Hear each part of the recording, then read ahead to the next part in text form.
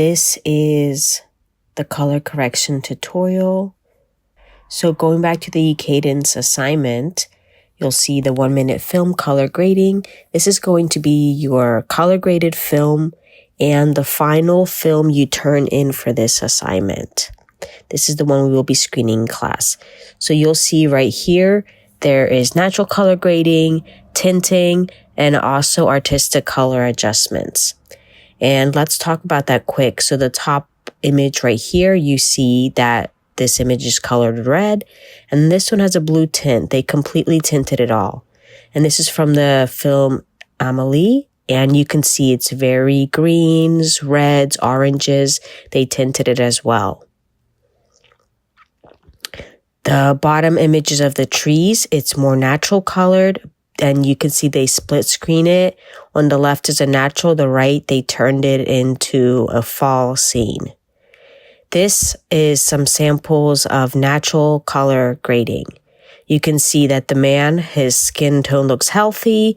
It's kind of like your senior photos where we wanted to give him healthy skin tones. And then also the nature, it's very healthy. All the whites look white, the blacks look black. So that's what a natural color correction does for us. This next example, you can see it's a tint, they tinted it. The original color, it's great. The skin tone looks healthy. The whites are whites, the blacks are blacks, but they wanted to give it a mood. So what tinting color correction does is it gives a film a mood. And you can see that they used mostly greens. It's monochromatic, and this was for the film The Matrix. So parts of it are green, parts of it are blue, depending at what part of the story we're in. And then here's an artistic sample. So artistic color grading creates, like, it pushes the boundaries and it creates a tone. And it makes your film very stylistic and stands out. So they use black and white, or here's some examples of very artistic color grading. Back to the eKadence assignment. First step, decide which one you want. Do you want natural, artistic, or tint? So going to the Premiere Pro, first thing you want to do is duplicate the sequence and make sure you rename it color. So you right click, click duplicate, rename it color. That way, in case you don't like what you do for color grading, you have a backup. Double click on the little icon and it will open on your timeline. To do color, go to Window Color to be in that workspace. And sometimes if some of the windows you accidentally close it, just go to Reset Workspace and it will reset all the panels. So next we're going to talk about natural color grading. This one was colored very naturally. You can see. So you want to click on the image, go over. I click auto just to see what happens. And then I click the eyedropper tool and I'll click on either a gray area or a white area. And it colors it a little for me. And then you can slide the temperature or the tint however you want. Here's an example of some footage I tinted, and this is the original footage. And you can see that the white areas are very overexposed. There's like no definition. There's nothing in those areas. It was just too blown out. So I tinted it. That way there's some color in that area. Next, I want to talk about comparison view. And to do the comparison view, all you do is click this little icon right here. And on the left, you can scroll through it. That's going to be the part that you want to use as your sample. So for example, that's the color graded piece of footage that I'm choosing to color from. And I'm going to make my window larger. And then on the left, or on the right, this is the piece of footage that I'm color correcting, and I can match it.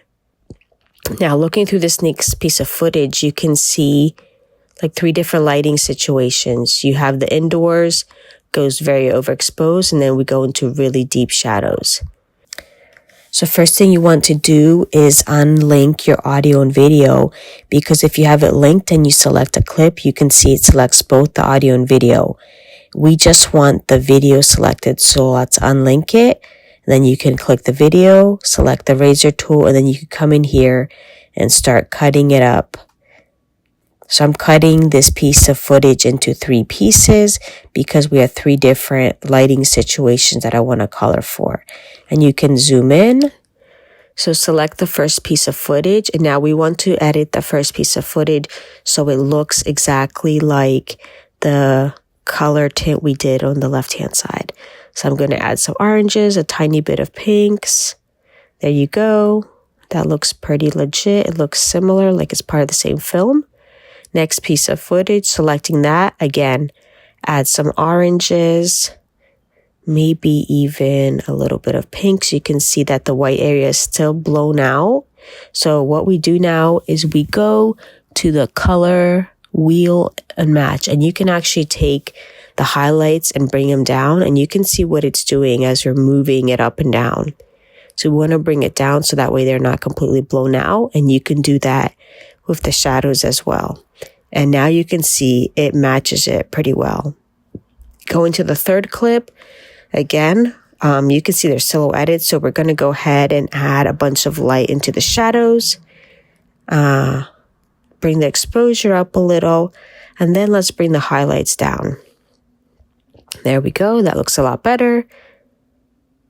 And now let's add some oranges, maybe a tiny bit of pink, and then let's go to the color wheel and again bring those highlights down to try to match the piece of footage on the left. That's pretty close, maybe too much pink. Let's play around adding a little bit more orange. Okay, that looks pretty close. Now, if we go through this piece of footage and scroll through, you can see the drastic changes between the color things, and we want to hide that. So what we want to do, right click in the middle, apply default transition, right click in the middle, apply default transition. And now when we watch it, the first transition's, there's a little bit of a glitch. It looks like I cut it way too late. So I'm going to come in here. The first one's great. The second one I cut a little bit too late. So I'm going to fix it. So just take it, piece of footage, roll it. Now right click, apply default transition, and let's watch it again. Still a little bit too late. All right, apply default transition. That looks a lot better. And we can even trim it even more so that transition is completely seamless. And I'm going to delete this, move my footage over. And now we're going to play it with the other clip first, the one that we were using as a sample. And then it goes straight into the clip we just edited. And you can see it looks like it's all part of the same film because of how we color corrected it. Next thing I want to show you is presets. Let's say you figured out what color you want and you want to do this for your entire film, but you don't want to spend hours and hours and hours editing every single piece of footage. What you have to do is create a preset.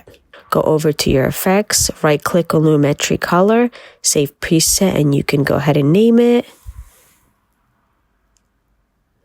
I named mine Creative Trio. And then go over to this button right here, go to Effects, open the preset folder. You just click the little triangle, and there's my preset. So all you do is move on to the clip where you want to add it, and then just drag it on. There you go. It pastes that preset on there. Let's do the other clip. There we go. So you can always go back and adjust it a little bit in your color correction. Maybe you want to add some contrast or some more light into the shadows, but that's basically how you create a preset. And you'll see in the eKadence assignment, I show you screenshots of the side-by-side comparison view and also where to find the preset buttons.